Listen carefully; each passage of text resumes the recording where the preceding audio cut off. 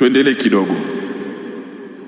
Akasema wa amma tasmiyatu hadha alilm, amma kujina au kuitwa kwa hii elimu. Wa amma tasmiyatu hadha alilm, amma kuita au jina la hii elimu biilmi maqalati alfiraq, elimu ya kufahamu mitazamo ya makundi.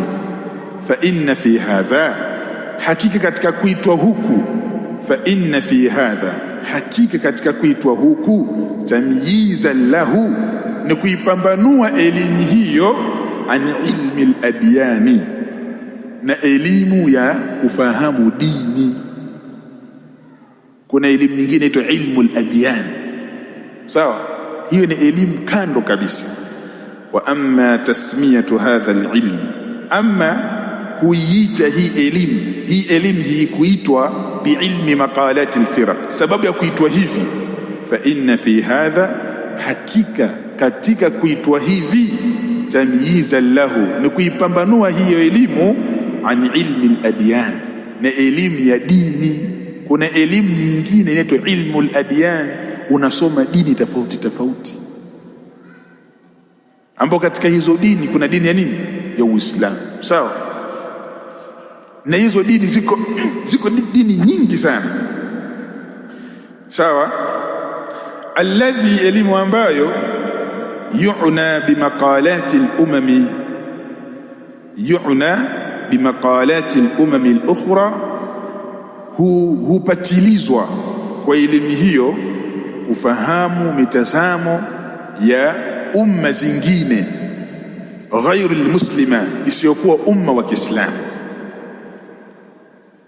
Hiyo elimu ya adyan kupatiliza bimaqalat, kufahamu mitazamo al-umam al-ukhra, umma zingine, ghairu al-muslima, isiyokuwa umma wa Kiislamu. Bainama ikhtassa hadha al-ilm, wakati ambao imehusika elimu hii bimaqalat al-firaq, kufahamu mitazamo ya makundi al-muntasibatu ila al-islam, ili kunasibiana na nini? Ili kunasibisha na Uislamu. Leo tutaishia hapa. Kwa hiyo kuna ilmu al-adyan, kuna elimu ya kufahamu dini. Elimu ya kufahamu dini, kuna watu ni wabobezi katika fani hizo, wanafahamu kila aina, kila dini unayojua wewe wenyewe wanaifahamu. Ilmu al-adyan huwa wanatafiti dini zingine ambazo sio dini za nini? Za Uislamu. Ilmu al-maqalat wal-firaq, wanakusudia makundi yote yenye kujinasibisha na nini? Na Uislamu. Na hayo makundi ni yale makundi ambayo yamekhalifiana na manhaj ahli sunna wal jamaa.